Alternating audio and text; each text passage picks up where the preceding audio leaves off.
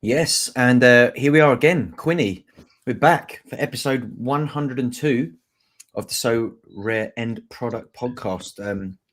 We've been chatting a little bit off air, but before we get into what we were talking about, because I'm sure it'll be of interest to our regulars, how have you been, mate? Any end product over the weekend? Bit Firmly different now, getting isn't it? back on the horse here, aren't we? Yeah, that's it. Getting the end product out in the beginning of the show and everything. But I've been good. It's been a fun weekend, mate. Thanks for asking. I actually did quite well on the old essence capture at the weekend, so I'm quite buzzed about how my first weekend at SO7, I got my hot streak with my Celtic cards, which was fun. And it was funny, right? Because going into the weekend, I kept saying, in my mind's eye, I could just see Shin Yamada scoring or doing something, and he never even got off the bench. So I've backed my hunch all the way to the hilt, and my main team had a DNP Shin Yamada in it, but still did 385 points because Nice. I went double fullback, and that worked out quite sweet with a clean sheet goalkeeper. So yeah, it was fun. It was good. I didn't quite have everything go my way. I had some nice SO7 teams, like I mentioned. That was kind of fun, and the community teams, because all the limiteds I win, I give away to the channel members. We scooped like a couple of thousand limited, no, about 1,000 limited essence as well. So Nice. all across the board, man, pretty good. Good fun for sure. What about yourself? Any end product for you, Stishy boy? I think like it's different, isn't it, to how we used to kind of celebrate a bit of end product on here. Like this time last season, it might have been a card, bit of cash. So things didn't quite go to plan for me in the sense that I did roll out a few in-season lineups in Challenger, Contender, and I did get dragged into buying myself a little Jupiler stack, or well, not stack, but just a lineup that I can roll out.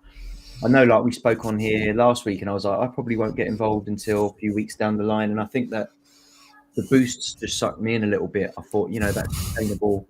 I should be able to nail the first couple of weeks.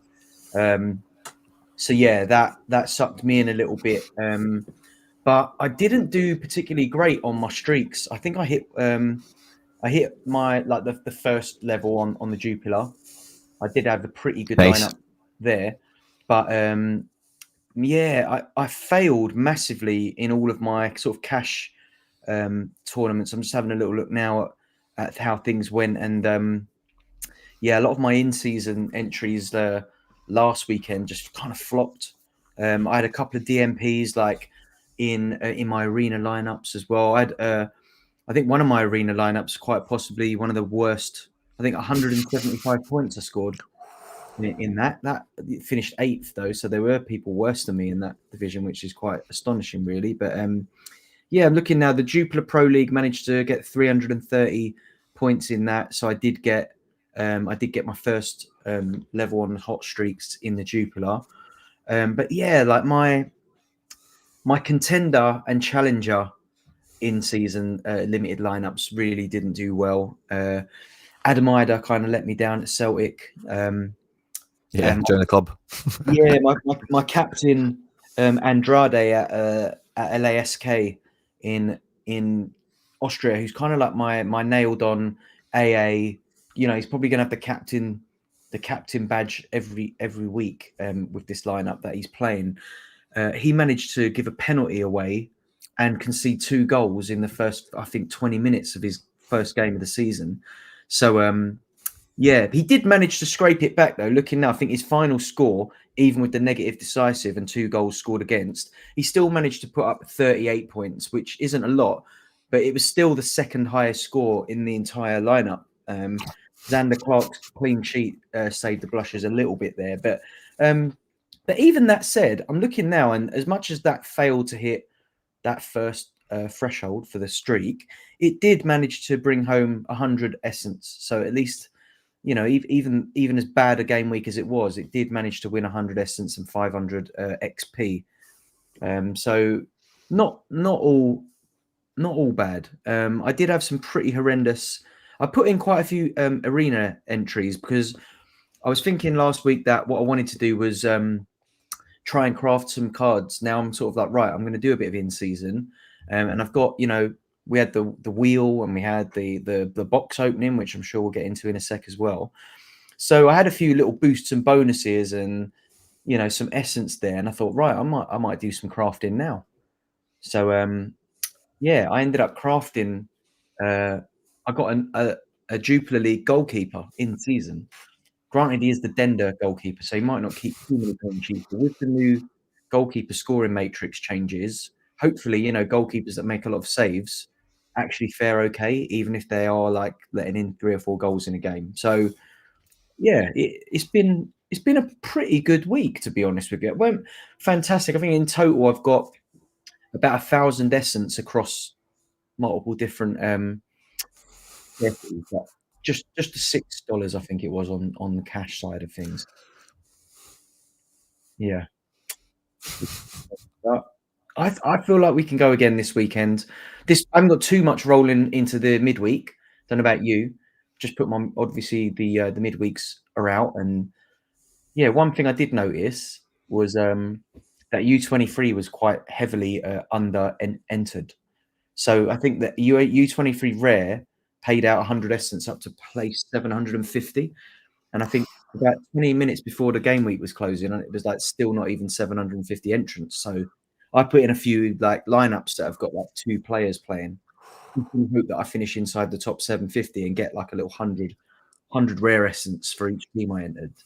Don't know if you noticed any of that, but I think this is one thing about this stage of the season is there are little opportunities there. If you have a little look at how many entries, where the payout is, and I did a little bit of jiggery pokery in my sort of selection process this week, which I'm hoping will deliver a bit of extra essence.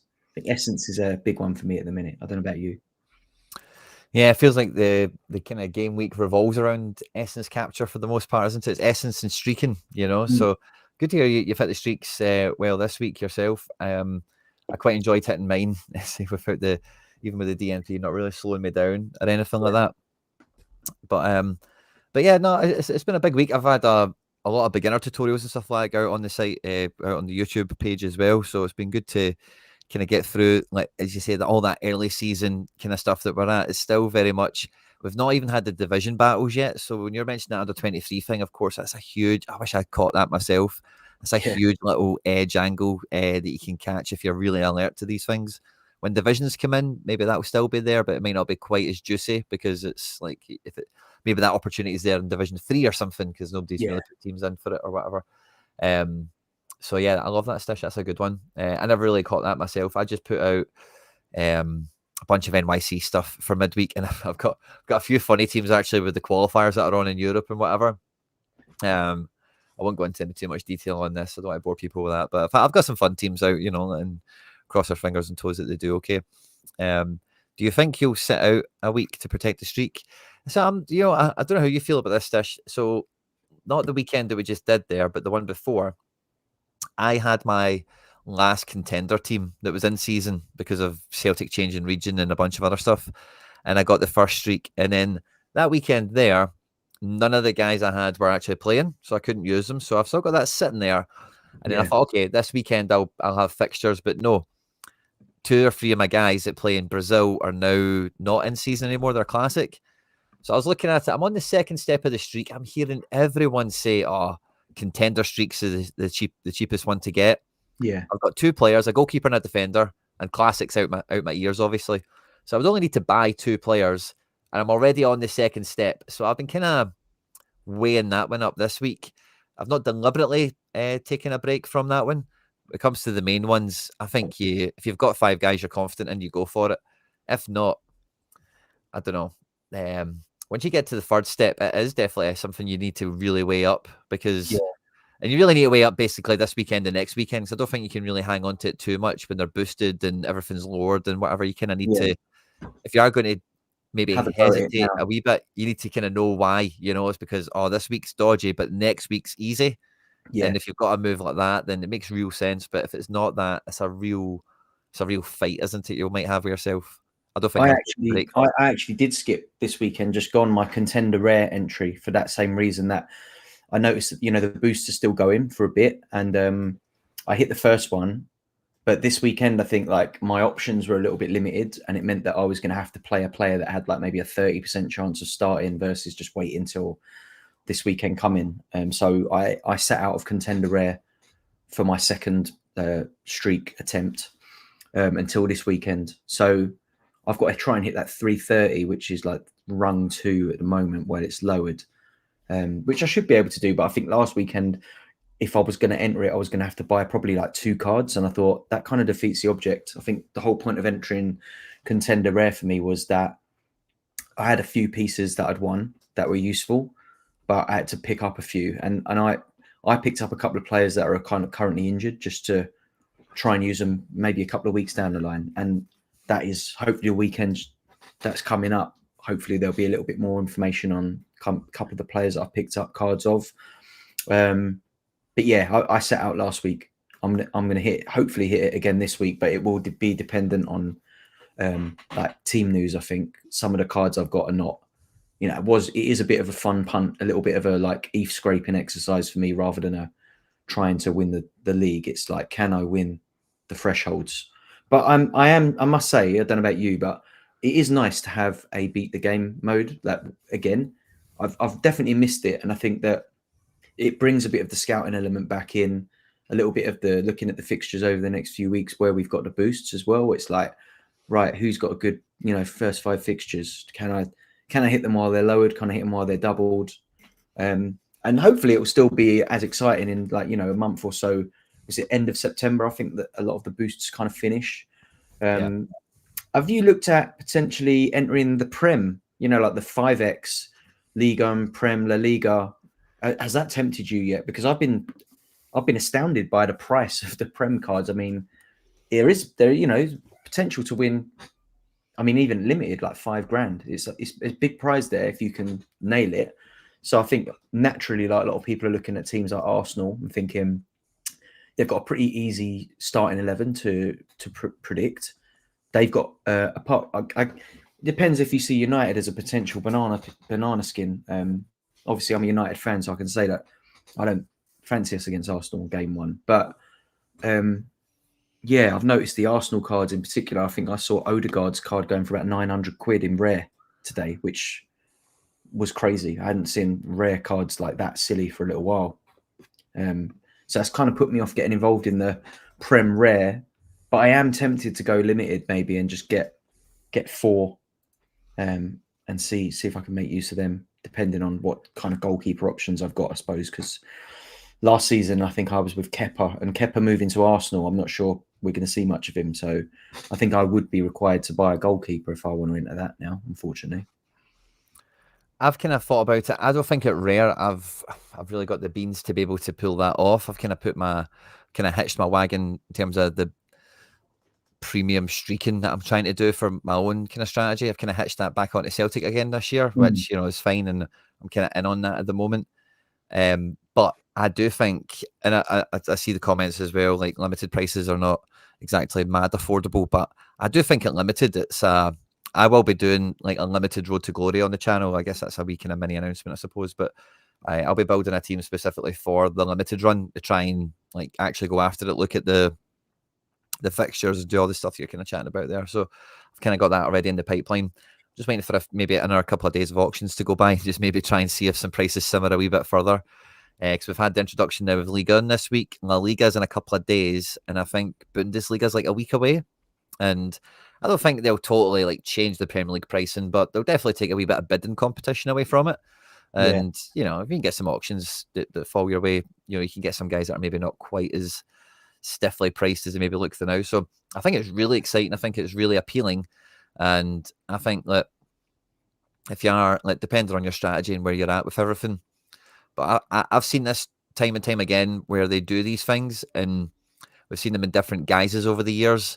And the amount of people I see that go, "Oh, I bought this team for X amount, which is nothing, and I did the streak, or I won the thing, or I got into the top 100." And I don't often chase those things down, and I'm left kicking myself. But I think on this occasion, I will hunt for it. So I've already kind of sketched it out. I've got a pretty solid strategy for doing it, and I'm quite hopeful. You know, it'll be fun. You know, like you say, it's a good part of the game where you don't need to worry about, oh, I hope Liverpool don't smash. You don't really need to worry about that. You know, you're just focusing on your guys hitting the target, you know. That's it. Yeah, I think that's the important thing about it, because I think when I like another thing that I haven't spoken on, but I started looking at my gallery and realized that I'm obviously not getting much utility out of those uniques. And then I think you and I were talking to Tony in the week, and he was sort of posting in the group that we had about using uniques in the in-season super rare. And I thought, oh, right, I never really looked at that because I know there's no streaks, and I just kind of like wrote super rare off in my head, and I thought I'd use them as rares and limiteds. But having those two uniques, giving you kind of a boost, but also you can kind of, it means that you only technically, if you have two uniques in your lineup, you can use 3 in-season cards as opposed to 4. So it got me looking on the market, seeing what I could afford and what might make sense for the season in terms of picking up maybe a goalkeeper option so that I've got a bit more flexibility in like what I use. And I was looking at, in particular, because my uniques are in Challenger, I've got Levitt, who plays in Scotland, and I've got the 2 boys at Midtjylland. I've got Diao and Lee Han Bum. They're kind of, the problem with them 2 is they kind of play in the same position. So either one's playing, the other's not. And I think Diao's injured at the moment. So Lee Han Bum's in, but he's scoring well. So it's like quite a useful card at super rare level to put into a lineup. And I was looking at where the scores were. And actually, some of the scores that did scrape into the cash places in Challenger this week were quite low. Like if you go down to the bottom of, like, I think the bottom of it was like $70 win. And, you know, there's 2 or 3 players in that lineup with less than 40 points. And I thought that I've definitely got cards in my gallery that I should be able to rely on scoring a 50 plus. You know, if I've got a goalkeeper keeping a clean sheet and 1 decisive, my maxed out cards as well. So like I've got 20 to 23, 24% bonus on a lot of my super rares. So I was like looking into it. And like I said, I've been fully sucked in. I used all of my saved up market credits to pick up like my in-season limiteds and rares and stuff. And yeah, it's going to be interesting to see how it pans out, but I'm quite excited at the prospect. I've been picking up in-season super rares, trying to pick up like budget options. I don't want to compete with, like you're saying, like I don't want to compete with the Celtic stacks. And I think at super rare level, I'm probably competing with 3 or 4 super rare sort of Celtic stackers. Obviously, they're at the top of the leaderboard. I'm not going to be able to beat them on most given game weeks where Celtic smash. They have to hit a pretty dry patch. I think one of the only other teams in that region that are going to give them a run for their money, I would say, if you're going to stack, is like Galatasaray this season. I think will be they will smash teams this season with Osimhen and Sané up front. I just think, it could get silly. But again, you want to pick up those super rares, you're looking at $1,000 plus, and I'm just trying to see what bang I can get for my buck at the minute, I think. But yeah, it was interesting to look at that. I think like as the season goes on and the price of these cards comes down, it kind of open it up for more teams. But I think at this stage of the season, if you want to take the risk and like accept that these cards you're buying at these prices are going to take a hit over time, and don't see it as an investment and see it more as like, how many times do you think you can scrape that cash back? You're going to have a free lineup at the end of the season or halfway through if you get lucky. And that's kind of where I'm at with it at the moment. And I think that this time last week, weren't even looking to get involved at all in any of this. So it is funny how things change. I think there's so many changes in the game. It was a bit overwhelming when like the big announcement came. I don't think I fully, locked in on like everything that was happening.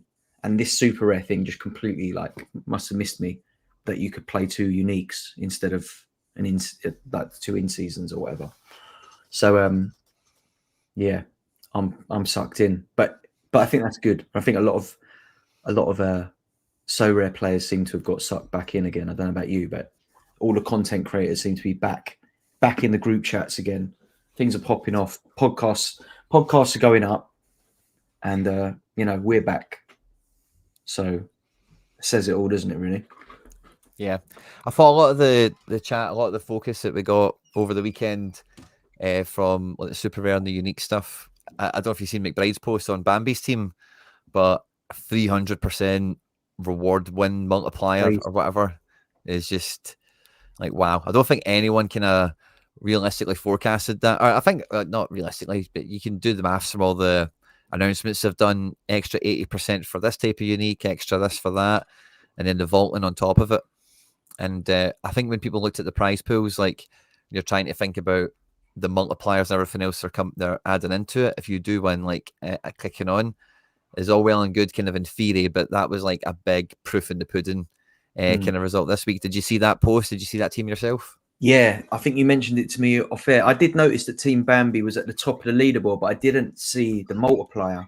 So when you just mentioned it off air, I had a little look and I got McBride's Twitter up, and yeah, 11K. And I did think it's quite interesting because Bambi's obviously one of those accounts who's got a lot of cards, and he probably has a lot of Red X cards and a lot of cards he knows he's not going to use. You know, if you look at like Pavel, you know, a lot of the kind of trader accounts are going to end up with massive multipliers on their scores. So it makes perfect sense if you're someone like that to pick up a bunch of, you know, a bunch of decent cards to try and hit those rewards, because getting a 3x, I mean, the guys at Sorare Towers must have been scratching their heads a little bit that it happened like on game week 1, really. But here we go, you know, like they've opened the door for this to happen. Mike Baston saying that Bambi vaulted his Jude. Is that the unique? I mean, that must have been worth 200 odd points, maybe more. Yeah, he would have done. Big injury card, doesn't it? But oh yeah, he's out for a few months, isn't he? Yeah, I mean that makes sense. That's a tactic that I employed on a much smaller scale, but yeah, it's how to play the game, obviously.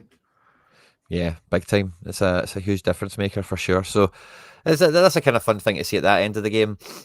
Sadly, I kind of retired my blue cards this summer after a long kind of protracted situation with them over the last couple of seasons. So it's kind of nice to see. And I did say on the announcement, like with the introduction of that unique thing, like that would have really suited me down at the ground like 2 years ago when I had like unique McGregor and Celtic super rares and all that kind of caper. So yeah, it's maybe just a year too late for me, sadly. But yeah, man, if you've got that part of the game thriving, and you know, like there's enough kind of chatting around about it, I suppose as well. But earlier today, we were invited onto that VIP call. Some of the people would have seen on my stream, like the notification just popped up one day, and we were on that earlier today, and that was like, it's not really much to tell, really. It's just a standard kind of VIP program looking after customers that spend lots of money, basically. But it was basically all centered around super rare and unique. You know, there was no kind of VIP kind of rare or limited kind of angle to any of it, which was interesting. And it feels like there's maybe a bit more now of an ability to elevate those cards into being the high roller pieces that they've kind of always should have been. So it's kind of nice to see that that's got a bit of development in it.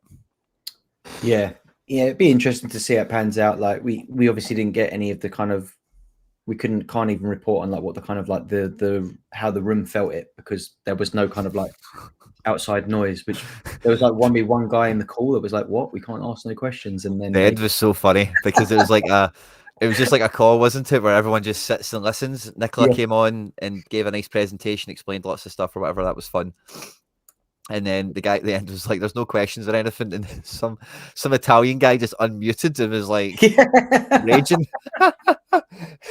And then like 2 other people unmuted and was like, okay, let's talk. And then they just went boom and killed the call. I was in stitches. I think, that was probably the most sensible thing they could have done at that point. Because I think that that they, you know, like you said, they'll collect feedback and speak to people individually and kind of like reach out. And if there's any questions, like reach out to them privately. And I understand that, you know, damage limitation, and the last thing you need is like a massive people, you know, all kind of like piling into you about the same thing. And I mean, I used to run a Sunday league football team and go into like the monthly meetings, and there's always someone putting their hand up arguing about a refereeing decision from 3 weeks ago, and it's like, mate, can we just get home? Like, they would have ended up with that. We would have still been on the call now if they'd have opened it up to questions, I think. Yeah, so there's a big crowd. It wasn't like a wee intimate setting or anything. There was hundreds of folk there, plenty, not maybe not hundreds, but plenty. I think I've seen about 150 on the counter or something like that. So yeah, that's kind of a fun kind of little element into it all. But But yeah, so this week we're kind of rolling off the back as well of the wheel of the loyalty boxes, and we had a lot of other fun stuff kind of coming out this week. Have you been spinning the wheel, Stish? Have you been? I You been a reckon wee I've wheel spun the junkie? wheel about 300 times. I've been like buying bits and bobs on the market. I've been losing some auctions as well. So I think like while we were on the air just now, I just got another spin for like coming second in an auction on a super rare, which is all right because it wasn't one that I particularly needed. So it kind of worked out all right. But I can't even begin to tell you how many times I've hit the miss on it. I think the best thing I've won was I think one of my, like, when you get the 10th spin, you get like a free spin and it's like boosted. I think I actually hit 1,000 essence on one of those spins, which was nice. But I haven't, I've got a couple of those kind of like card reveal things, which are quite useful.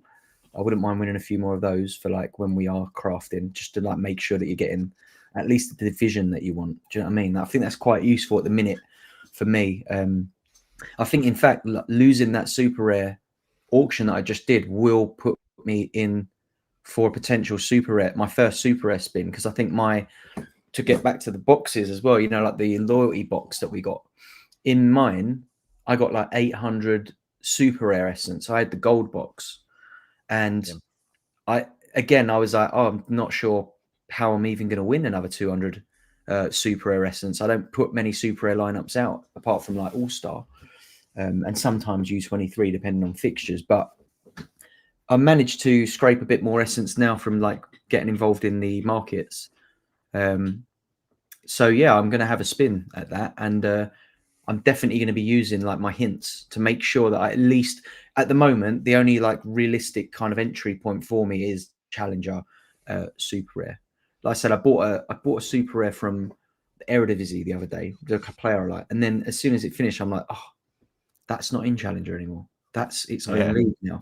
So I kicked myself really after it. Luckily, it wasn't a big expense, but I've got a couple of Jupiler League like sort of fringe players, and I've got an Eredivisie one that are of absolute no use to me in super rare. So yeah, it is what it is. But yeah, I'll definitely be using some of those hints, I think, just to try desperately to get something within that sort of Challenger belt. But yeah, I think a lot of the Challenger leagues are in the spins now, and maybe I'll wait until Portugal and Turkey kick off to do that spin, and try and get something within that Challenger pool, because I think a lot of my results come back, the MLS, K League, J League, and the odd Jupiler one at the moment. So yeah, until I don't think the other teams join, do they? Until their league starts playing, if I remember rightly, something like that. Yeah, Scottish stuff only just get put into the crafting thing like the other day, so Yeah. I think they'll be a wee bit further behind as well. So I think you'll be right to wait on them. I do think in the Challenger region, Turkey's kind of been, I don't want to say slept on, but slept on, because some of those teams, Galatasaray, Fener especially, like, will batter some people domestically. They've got a great fixture list. And, maybe Europe, you maybe need to get see where they place in the competitions and what draws they've got and stuff like that. But that region, it feels like everyone's just looking at Scotland right now for the most part. I think Dominic Fitz got his fan base back up and going again this weekend. He was in a lot of the big teams, yeah. But Turkey is going to have tons of that now that Osman's signed back on. I think I was worried about Sané going to Galatasaray, but now that Osman's there, I don't think I'm worried at all. No. And I say Jose Mourinho, Fener, we know what they're all about. So I think Turkey will play a really big role in Challenger, like success this season. Yeah. I think it's going to be an interesting one, isn't it? I think once the Turkish and Portuguese leagues particularly pick up, but especially the Turkish, I think if you're going against Scotland, like if you're trying to beat the Scottish the Celtic stacks, and I don't know, maybe for some part of the season, Rangers might pick things up and could have a good run of fixtures as well. But yeah, I think like Fenerbahce, Galatasaray, and to some degree Besiktas will probably pick up some pretty big results. Yeah, it's going to be an interesting one. That I'm a bit confused now, like on the point of this essence chatting, right? So I've just had a look on the super rare essence there, and I can see that it says that 100% of my essence is MLS.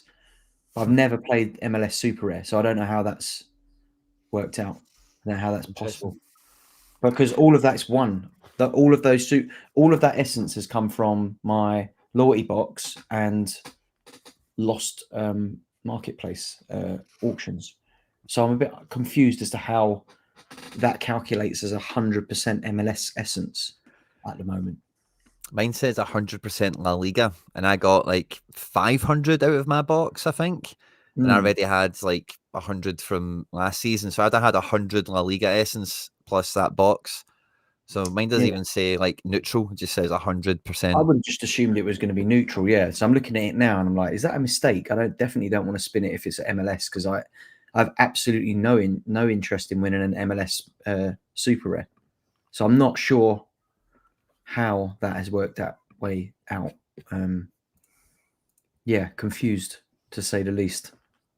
But yeah, I've just won a Xander Clark in-season goalkeeper Super Rare. So congratulations. There we go. I'm in the game now. Got my goalie.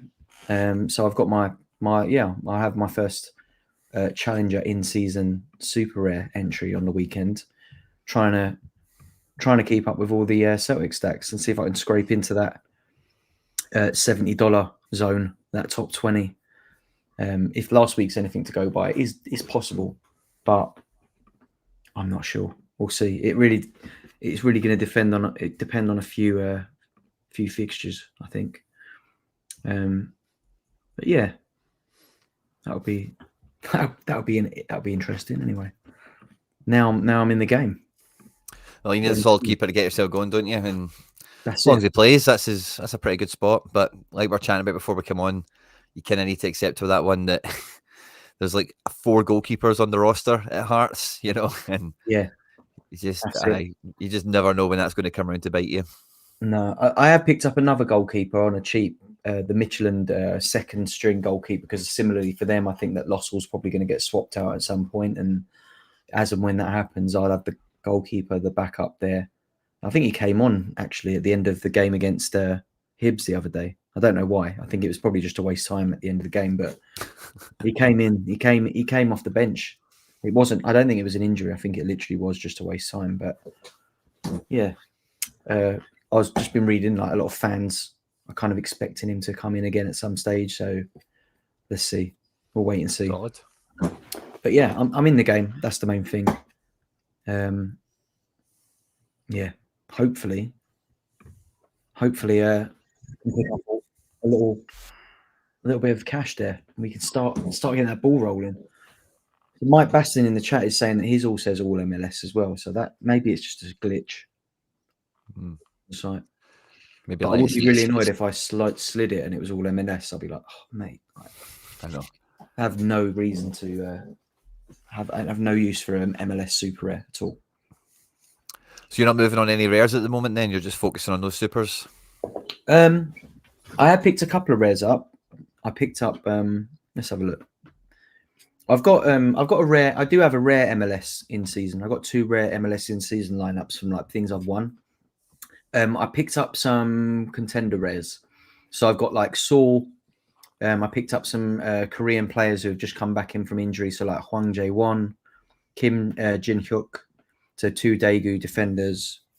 Lee Ji-hyuk, who is injured at the minute, but is a very, very good scorer. I don't know anything about how serious his injury is, but when I saw the price of him, I picked up one of his for a tenner. And then I bought a few of the so like I've got 2. Maybe I've overpaid for him, but a lot of hype around this Artem Stepanov kid who has gone to Nuremberg on loan from Leverkusen. They're like calling him the next Haaland regen. He's been smashing goals in for fun in pre-season. He's 17 years old, Ukrainian, and I've got 2 of his res. I picked 2 of them up, and I had him captained in a couple of my teams on the weekend, and then he hit 23 points. So his price came down quite heavily, and I picked up another one to kind of try and balance out I think I paid 70 quid for the first one, 50 for the second. So that score of 23 points put a big dip on people's hopes for him, I think. But from what I've seen and from what I've read, I think he'll come good. So I've hit an average price of about 60 quid on his in-season. And then, yeah, a few other little ones like Mateo Mitrovic at Vitoria. Again, I think I paid 7 quid for his. He's another youngster on loan in Portugal. He's a new signing, so he might play. If he doesn't, I've only spent 7 quid on it. So, yeah, I would like to get some rares, but I think it might be like I need to maybe win a few cards. I think the price point of a lot of them at the minute is a bit high, whereas I think the limiteds, there's a bit of value there with the streaks and stuff. I think some of the rares I'm looking at the minute, I'd love the idea of doing a Prem rare team, but I think at the moment all the players that you need, all the ones that you want, are just so expensive.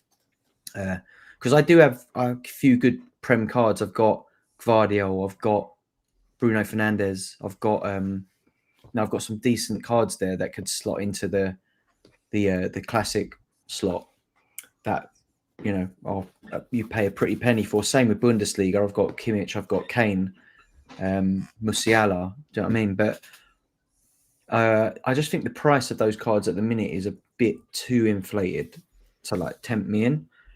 But trying to hit that 5x on the streaks is really tempting, isn't it? If you're getting in game week 1, you can hit a lot of money off of it. Bayern should be priced quite similarly to PSG, thinking about it as you're talking there. So. Like Bayern will be mad priced on these streaks as well. So yeah, like the classic spot is quite important, isn't it? But it's all about that in-season card. You've got to get your hands on it, Yeah. So yeah, it's a tough one. Like I was thinking about that when you were chatting about the streaks earlier, because I've spent like a pretty penny on getting early issues on the Celtic cards to try and get the full run. Like over the time period, Celtic will get 6 fixtures in the promotional kind of thing. Yeah. And I wanted to, at least have a good kind of run at it. So I need to. It's not really paid off until I hit the 3rd step. If I hit the 3rd step, then buying the team's been pretty much worth it. Nice. The 4th step's obviously a mad jackpot. Another good thing with Celtic as well is like we saw last season, and you can often expect it to be the same this season, but you'd expect like a Champions League like in season, and at least you've got that as well with Celtic, whereas some other clubs in like that region aren't likely to, I mean, even Celtic, they often like struggle a little bit in the Champions League, but you've got that entry there. You've got the potential to hit the streak in the middle of the week, and you've got, there's definitely going to be special prize pools and stuff like that for the Champions League, I'm sure.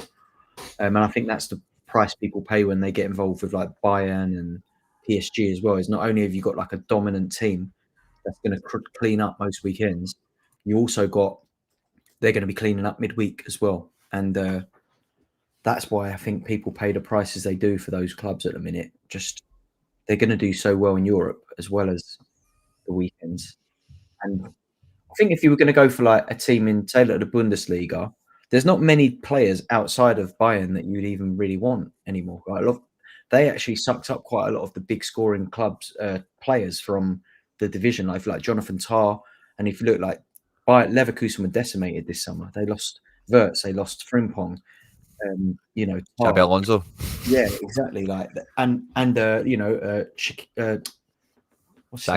Granit Xhaka. It's like the backbone of that side's been ripped to pieces. So Bayern, like their closest competitors, are also like massively further away this season than they were last. And Bayern have improved. Their squad's actually got better. So yeah, I mean, buying a Bayern stack, I can't see anyone topping the Bundesliga competitions with anything but a Bayern stack. If anyone wins with any other stack all season, I'll be amazed. Like they should win every game. They shouldn't really be dropping many points this season. There's not many teams that are going to nick points off of them, and I think the only time that it will be if that team beats Bayern on a given weekend. That will be the only time that we see someone beat a Bayern stack, I think, because a lot of the players in those teams, even when they lose, their AA is nuts. Like Bayern could lose 3-0 and Kimmich is still scoring 70. Do you know what I mean? It's crazy. They've got a lot of players like that as well. Elise is the same. He scores like 70 plus without doing much all game. So yeah, it's quite hard to see past a Bayern. Like maybe that offers opportunity from the other clubs for like maybe the midweeks and stuff in the German division, but I just can't see how any other cards in that division apart from Bayern are going to be like the Prem prices we're seeing at the minute. Like you said, with PSG, it'd be similar there. Yeah, I don't think. Yeah, I think you're quite right. I don't think the bread for the Bundesliga's felt as kind of weak as it is this year. Like Dortmund are in big shakes. I do like they brought Niko Kovac in and they kind of got a bit more solid last year, but they're kind of, you know, it's Joe Bellingham and, you know, whatever. So like it's not Haaland and Bellingham kind of level Dortmund, is it? Yeah. Sancho and whatever. Leverkusen, like you say, and Leipzig, you know, losing Simons, losing Sesko probably as well, and the team wasn't really that great last year anyway. No. You know, so they're not going to be too big. So Frankfurt have lost Ekitike and sold Marmoush in January. Yep. I just think it's kind of wide open in a way. Like you're kind of like you've kind of hit the nail on the head that there's no one else really around. Like maybe Grimaldo at Leverkusen is like one of the like maybe he'll still work kind of players that's around there, but there's so many teams that are like like even Leipzig and stuff like that. Like I think like Dortmund, you've got a good chance at, you know, because Schlotterbeck I think is a good shout for best defender in the division. And Julian Brandt is just a 60 merchant, 60, 70, can do that, you know, 20 game weeks of the season for you. And then it's just the other pieces around that, you know, if you get the striker that's playing and who else is in midfield or defence or whatever. So I think Dortmund could be all right, you know, but I don't know if the price difference between them and Bayern will make them worth it. You know, you as well maybe just stumping up for Bayern, or if they are mad cheap, then now they'll be worth it. But outside of that, I think it'll be slim pickings for team stacks. Yeah, definitely. It's going to be interesting to see what the price are. But I guess like one thing that is good about that is it might open up, you know, like those players to hit the streaks where like maybe if you do get like a little defensive stack from here and the old sandwich stack, like a couple of defenders, a couple of midfielders and a forward, and mix it up a little bit through the season, you might hit those streaks quite nicely. But you're probably not going to be hitting the top of the leaderboards, but you could definitely like scrape some of the cash over the course of the season with other players from other teams. Yeah, and that's part of the streak game as well, isn't it? Because the great thing about it is it's better than thresholds in the sense of like if you actually have a good team and you go on a run, it snowballs. That's kind of the vibe. But if you're still doing that threshold strategy of, I just want guys that can score about 250 points. Obviously, it's not that anymore. But you know what you're looking at, the first 3 steps, and you can maybe build your team just around the first 3 steps, hitting that on a cycle maybe 5 times over the year, like the whole season. And then, you need a different caliber of player, or you don't need as high of a caliber of player to you know, achieve that on in theory on paper. So Bundesliga could be quite good for that because you can always get guys like Kramaric and, you know, we'll even get Stuttgart shouts here, Mittelstadt. I think Stiller got like an Achilles injury or a tendon injury. Maybe that was Enzo Milo, but I'm pretty sure one of those Stuttgart guys got an injury. So, but there's plenty of guys in the Bundesliga that on their day can just peek their face off, bring in a 90 or 100 or something like that. And having a few of those guys in your stable and kind of just looking to hit the first 3 spots won't be. It's not that hard to imagine, but it'll be a bit more like you'll need to kind of look at the fixtures, won't you? You're lining people up in different teams. You know, who's at home, who's away, are they playing against each other, and all that kind of messy stuff. I'm going to be intrigued to see how the classic champ is going to go, because there must be a lot of people with a lot of champ cards that are not going to be used in season at the current sort of price point, especially in rare. There's a lot of cards, isn't there? So that is going to be like a Royal Rumble, I think, when we get all of the champ leagues running in a few weeks' time. Those like is it the classic champ, isn't it? I think there's not going to be an in-season champ, right? It's just going to be the divisions and the classic mode. But it'll be interesting to see if the prize pools, how big they are, because you'd imagine a lot more entries in those divisions than we got in. Maybe not. I don't know, but I can imagine a lot of people entering multiple teams into that. I've definitely going to have too many. Like I sold a couple of my champ goalkeepers recently because I'm just like, I'm not going to be using them. Like I can use any goalkeeper in Arena. So if I've got like 5 or 6 champ goalkeepers, there's too many. And I've got like Donnarumma, I've got Ter Stegen, who probably isn't even going to start this season. He needs a move, but he doesn't seem to be that bothered, to be honest. He's kind of digging his heels in at Barca now, isn't he, Ter Stegen? I mean, like he doesn't like football, does he? Have you ever just watched him? Like there was interviews with him. They're asking him about players he's coming up against in the next fixtures, and he didn't know who they were talking about. So it doesn't surprise me that he's like, I'll just take the money.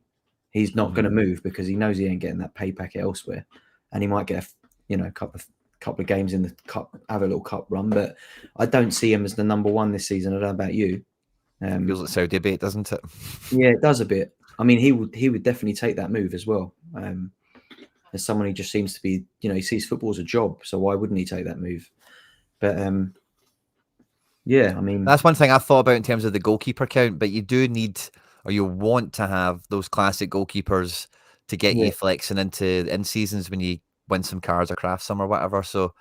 Like, so I kind of looked at mine and thought, oh yeah, do I really need this amount of champ keepers? But then it's like, oh yeah, it's not just for my 4 classics, but unless I get an in-season keeper from somewhere, these are probably going to be the guys that'll open the door if I win a really good outfielder or 2, or maybe I get a transfer or whatever, or I buy a guy off the market, depending on what's going on.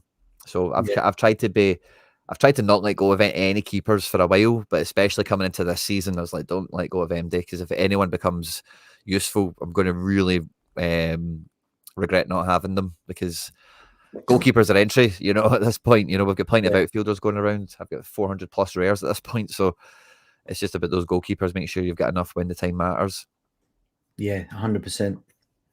Yeah, I've got a lot of goalkeepers. I find that I go a lot of game weeks at the moment where I'm not using goalkeepers like that because I'm short on defenders or short on some quality somewhere, and then it's just me just not. I've left it too late to just pick something up or buy someone. Over the course of the next few weeks, as I get a bit more in tune with like who starts, who plays, all that kind of stuff, I might end up dipping into the market just to fill some of the gaps that are starting to show.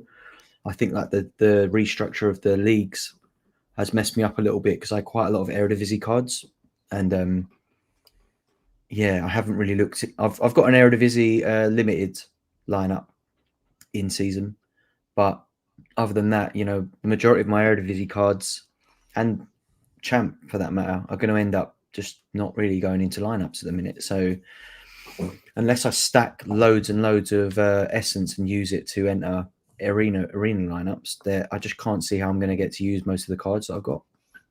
I entered quite a few this weekend just gone, and I think I came out slightly up. I think I spent about 700 and I came out with about 900 from arena. So it is a bit of a gamble though, isn't it? Especially now where I'm like, I quite like the idea of having that essence to like craft, but the scores to win the arena are not that big. They haven't been in my experience. Some of the teams that have won, I'm like, I didn't think that would win the arena. I won one of the arenas this week with a very low score. Just gonna have a little look at it, actually remind myself what it was. But yeah, something doesn't sit right with me paying essence to enter it. It doesn't feel sensible to me. Yeah, I'm not a fan myself. I did enter an uncapped arena over the weekend when I got the notification that Scott Bain was playing. I hadn't put him in any teams, and I thought, I've got a keeper playing. Have I got any guys playing that aren't in a team yet? And I had a team, and I was like, screw it, let's just go for it. Everyone keeps telling me how soft the arena is and whatever. Yeah. Finished 5th, so I turned 250 essence into 500 XP or some nonsense. So I can't stand XP, man. That actually does. I think I've done the arena 3 times and I've regretted it every time. I'm just not putting strong enough teams into it, I think, ultimately, because it is like leftover pieces. If you are committing essence to it, and maybe it doesn't need to be your priority lineup, but it needs to look like one. It needs to, because I'm looking at the leaderboard and everyone's got Barco in it, and I'm like, oh crap, what have I got myself into here? I've just thrown a Scott Bain plus guys in.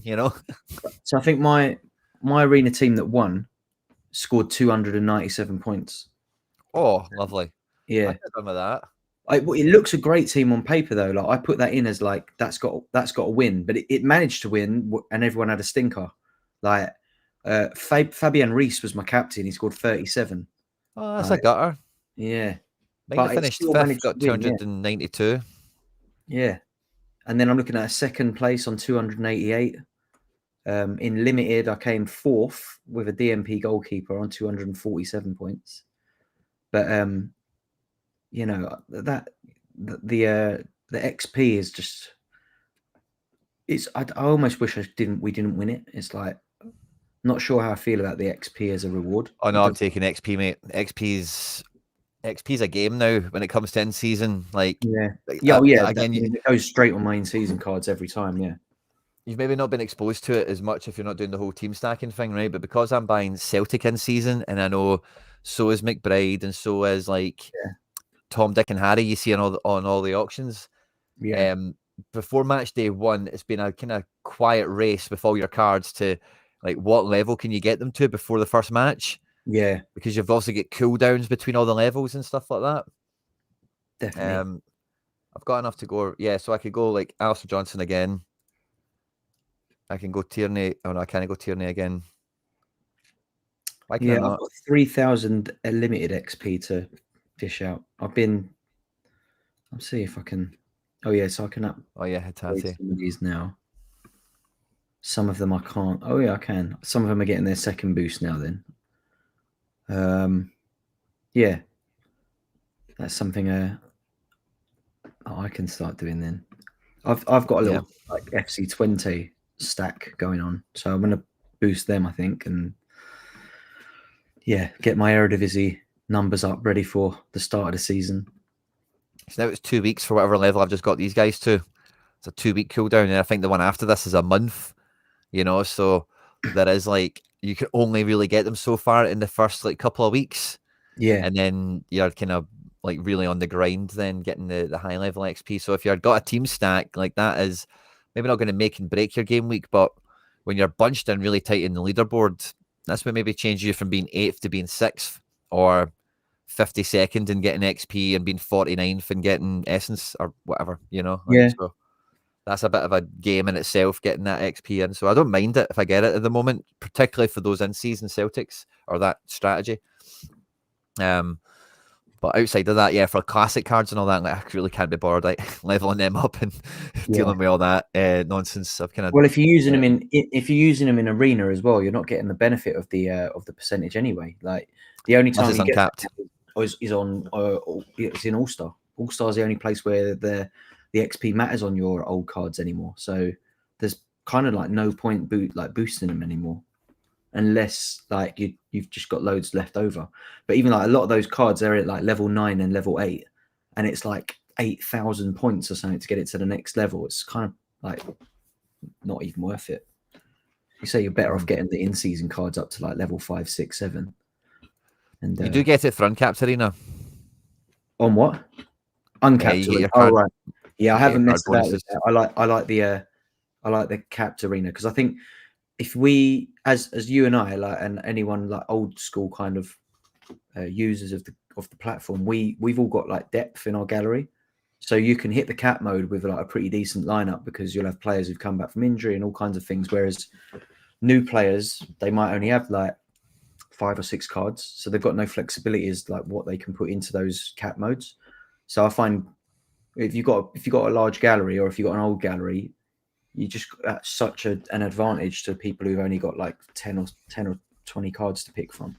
So that's why for me, arena is all about the cap mode. It's just like go in there, you can put a very good lineup into a cap mode, usually using like the knowledge we have about the fixtures and all kinds of stuff. They may have a bit more flexibility than the average user does. So that's why I don't really mess about with the uncapped arena, because then you are competing against Bambi and people like that who are just going to put a Celtic stack in there. So I don't have to compete with that in the cap mode. We've got a wee bit of breaking Nicholas Julia action here. So guys in the live chat, if you haven't done so already, smash the like button. By the way, we've got a lot of yous here in the chat today on YouTube. We're probably on Twitch and Twitter. I'm not too sure what I programmed the show for today. But earlier, actually, today, I put last week's show on Spotify, Apple, Amazon podcasts. So we're back on the audio-only platforms. And I'll put this episode out there as quickly as I possibly can after the recording today. But if you are joining us live and loud, get your phone out your pocket, change the tab on your screen, have a look at this. We've got something big maybe from Nicola Julia here this weekend at the beginning of a little something. And we've got a TV emoji with some fire. Bull Star speculating we're maybe going to get some actual football on platform. I kind of thought their YouTube channel straight away. Any hunches? Any theories of your own, Stish? First thoughts? Beginning of a little something, maybe like a live watch along, or I don't know. I feel like we would know already if it was like live La Liga. It would have been in like the business news that like they've acquired licenses to show La Liga games or something like that. I don't know, because I don't know how, like, you know, like betting platforms get away with it. Maybe there's a loophole way in there that, like, and maybe within French territory. So maybe Ligue 1. I don't know. It's crazy. Think about it. Does Ligue 1 kick off this weekend? I don't think it's this weekend. No, next week I think. Let's have a look. See if they do a show like that and they've no phone does, I'll be raging. A soccer Saturday type. Maybe it's just like, maybe we're going to see TV ads. Might be TV ads before the football matches this weekend. I could see it being, I can see it being some TV exposure. That makes a lot of sense. Yeah, I'd be expecting that advert on before one of the big games on the weekend or whatever. We've got the Charity Shield in England this weekend. It might be that. Ooh, I was just waiting to look at the fixture list to go, like, what is actually open this weekend that's like got all eyes on it. But the Charity Shield could be something. Pitch side advertising boards maybe, or something. Yeah, or something. I feel like, yeah, maybe they've got some kind of deal. I mean, a deal with something like Sky or Canal or some, like, you know, where like at halftime we get like the sort of current top performers, like courtesy of Sorare. Things like that be pretty cool, I think. Could it be something cool like Eredivisie or Jupiler League goal highlights or decisive highlights on your phone? That'd be great. I'd like to take that, definitely. That'd be really good, actually. I'd love that if they popped up as and when they scored. Mm-hmm. That would be unreal, wouldn't it? Yeah. Any exposure is good news, isn't it? I don't think that's ever been up for discussion. Whenever things like this I remember the excitement when the K-League, when they kind of announced the partnership and we were seeing the boards on the side of the pitch, and then obviously La Liga did it. That was a big thing, wasn't it? Yeah. Charity Shields at FA rather than Prem. I know that.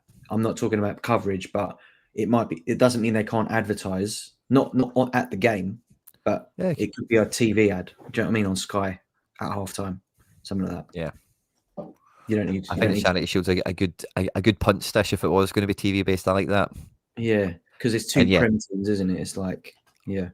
I'm sure they could pay for advertising. I'm sure they could phone up Wembley and say we're wanting a few pitch side ones for this or something. Oh yeah, it definitely wouldn't be any part of their Premier League agreement. Like you said, this is not a Premier League fixture. It's not part of the fixture calendar for Premier League. It's out of their jurisdiction, but there's nothing stopping them from buying an advertising board. Do you think they could have John Nellis in the Charity Shield flipping the coin at kickoff or something? I mean, there's a solid chance that he's there anyway. He might be working for Pops or bloody Gillette or something. I don't know what he's up to these days. He could pop up anywhere, John. But it'd be interesting to see what that's all about. Definitely. Aye, that's it. It's definitely a nice wee tease, isn't it?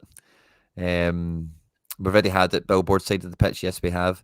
The TV represents YouTube. I heard the rumor it's all content creators to get. That's a nice rumor. Agent Cooper, I can promise you there's no founding in it whatsoever, and I know nothing about it, so I would doubt it's not got anything to do with me anyway. I think it was when I see the TV emoji on a tweet, I do think YouTube channel. I don't know why, but it Sorare football is much more TV based, obviously. So I definitely feel like they could lean into their YouTube a lot more. They've started dipping into it a bit more now, haven't they? Recently with podcasts and stuff. So yeah, I feel like maybe they launch some kind of like weekly Sorare TV show. There's no reason they couldn't do something like that, right? Mm-hmm. That'd be pretty good. I could see it. So yeah, that'll be interesting to see. And like they keep saying as well, like they're just unrolling this stuff one bit at a time. I don't know if you listened to Andy Laird's second episode of his Sorare show on the Sorare YouTube channel with Tulga. I'm about 3/4 of the way through it, but Tulga has said a few times like this is like, I think he said like 40% of the stuff they had planned has been unveiled. So they're still in our 60% of stuff that they had on the drawing board for this season that's yet to be deployed, yet to come out. And the wheel, I didn't realize that the wheel was only meant to be for the Prem launch. So this whole like the wheel is staying, I didn't know it was going. I thought it was like, oh, you've got a wheel now, go play with it, you know. I've not done many wheel spins, just for what it's worth. I'm trying to save them up for videos and stuff, rewards. Oh mate, you'll be getting a bunch of misses. But I would say that, like, one thing I will say about the wheel spin is I think you don't save them up, because one of the things that you can get is like a spin again. And when you get, the more spin agains you get, the more free that gives you another spin on your kind of like your counter of 10. So if you get 3 or 4 spin agains, you're essentially going to get another spin of the wheel at like double bubble. So I'm not saving any of my spins up. I'm just like, spin them now, try and win the double spins. And because the double spins is the only one that you can't get a miss on. And yeah, if I get a spin again, I don't mind that too much, because I'm another spin closer to getting a hit on something actually decent. But I think I've seen like you got a 30% chance of missing. I feel like my hit rate on that is about 50% at the moment. I don't think well above average. I hit miss like 3 or 4 times in a row, like regularly. Yeah, it's the way it goes. Yeah, I've spent it a few times. I think when it first opened, I got a bunch of tickets and I got all the way through to a golden one. I think I only got like 1 miss, but I didn't get anything great. I got like limited XP and a wee bit of limited essence or something. Nothing too crazy. I didn't get that many misses. I've been hearing Nep saying he gets quite a lot. You're saying you get quite a lot. Yeah. So I'm not trying to think about it too much, because I know the misses will come for me. You know, they will catch up to me at some point. So yeah. Be interesting to see. If someone reckons it might be like a French YouTube thing or French content, could be. Well, I can see that. Putting a lot of effort into the French stuff. They've only got Laird on for 1 English thing, but they've got Fork doing a Laird kind of parallel thing, and then they've got Jobsant doing a Deadline show at the same time that me and Harry are on. Oh, the clash. So they've got 2 French, 1 English. So I wouldn't be surprised if they added another French thing into the diary. Yeah. I'm sure we'll find out. It won't tease that, and then like not just. We'll probably find out before the end of the day on that one, I reckon. What do you reckon? I don't know. Maybe, I suppose. Well, if it's and this is something, it's like something they want us to watch, yeah, they really need to tell us when to watch it, don't they?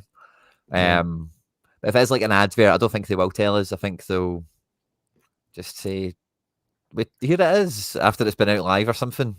You know. Or they'll maybe try and get everyone to go, "Oh, did you see the advert at halftime?" Or try and get a wee bit of that, the spontaneous virality. Maybe that's it, mate.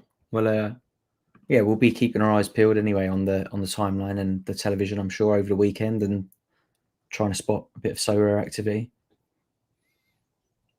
Yeah, big midweek, and then yeah, so fingers crossed for it. If you've got anything in there, a bit of Leagues Cup action, a wee bit of UEFA competition qualifiers. I've got a few wee odd shouts in there.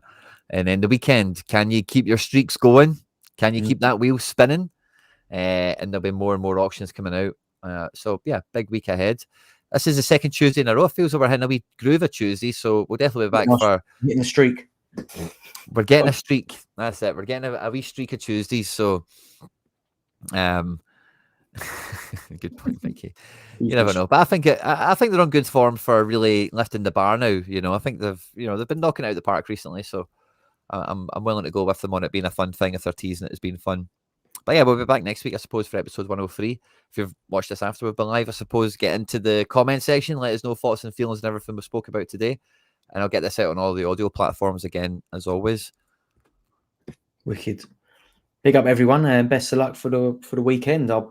Hopefully we're all a few dollars richer this time next week after hitting our streaks. That's it. Fingers crossed, everyone. Good luck. And catch you next week.